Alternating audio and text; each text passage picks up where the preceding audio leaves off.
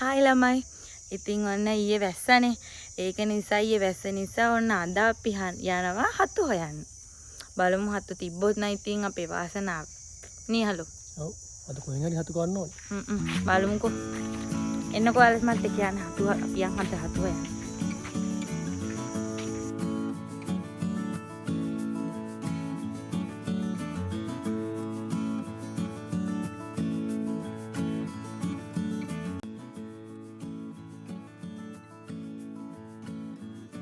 ඔන්න ළමයි අපිට හතු හම්බුණා.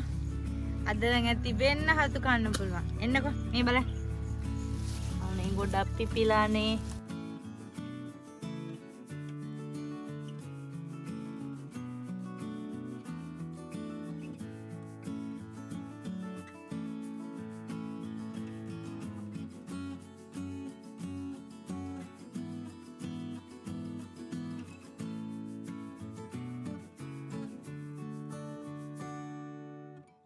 උඹහක් තියෙන්නේ මෙතන මේ වටේත් එක්ක හැදිලා තියෙනවා මේ. ඒ කියන්නේ අර උඹහ වටේටම හැදිලා. මේ බලන්නකෝ. මේක ඉතින් රජ කෑමක් තමයි ළමයි කාලා තියෙන කට්ටිය දන්නවා ඉතින් මේකේ රස. හොඳ වෙලාවට අපි අද ආවේ හතු හොයන්න.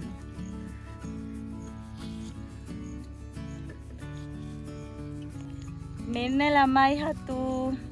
මේ අපි ටිකයි කැඩුවේ තව තියෙනවා ඉතින් කඩන්න. මට එන්නක ළමයි බඩක් පෙන්නන්න. කවුද මේව කාලා තියෙන්නේ? මේ තමයි හතු. මේ හතු හැදෙන්නේ වැස්ස තියෙන කාලෙට තමයි මේ හතු හැදෙන්නේ. දැන් ඊයේ මෙහෙට හොඳට වැස්සනේ. ඒක නිසා ඉතින් දැන් මෙන්න මේ හතු ටික පොළවෙන් උඩට හැදිලා. මේවා ගොඩක් වෙලාවට හැදෙන්නේ ළමයි හුඹස්සවට.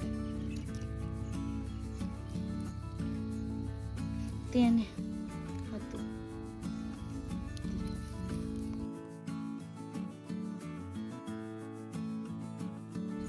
ඉතින් මේ ටිකයි අපි කැඩුවේ. මේ ටිකත් කඩලා තව ටිකක් තියෙන මේ ටිකත් කඩාගෙන අපි ගෙදර ගිහිල්ලා හදන විදිහත් අරන් එන්නම් ඔයාලට.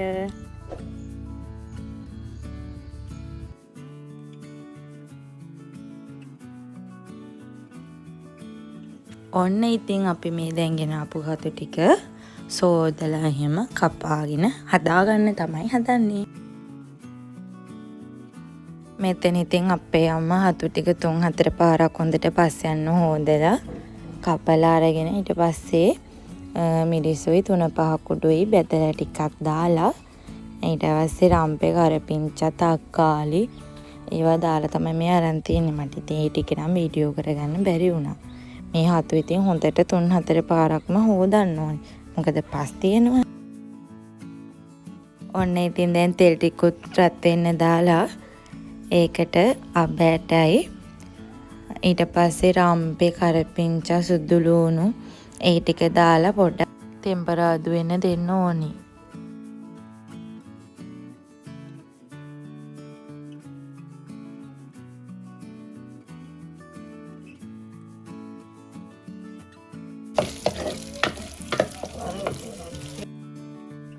දැන් ඉතින් අබෑට ටිකත් හොඳට පොඩි කරගෙන මේ ටික තව ටිකක් රන්වන් පාට වෙනකල් වගේ ටෙම්පරාදු වෙන්න දෙන්න. ඊට පස්සේ ඉතින් අපේ අම්මා මේ ටික කරවුණාට පස්සේ මිරිසුයි 3-5 කුඩුයි ටිකක් දානවා බැදෙන්න. තෙලේ හොඳට බැදුනට පස්සේ තමයි හතු ටික දාන්නේ.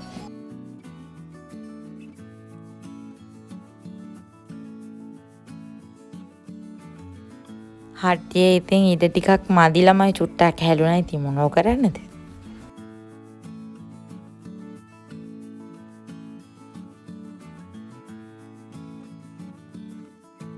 ඊට පස්සේ ඉතින් අපි හතු අනාගත්ත භාජනයේට වතුර චුට්ටක් දාලා ඒක කවලම් කරලා මේ හතු එකට දාන්න. ඔන්න ඉතින් දැන් හතු එක ඉදෙන ගමන් තමයි තියෙන්නේ. මේ වෙලාවේ නම් හරිම සුවඳයි හතු එක.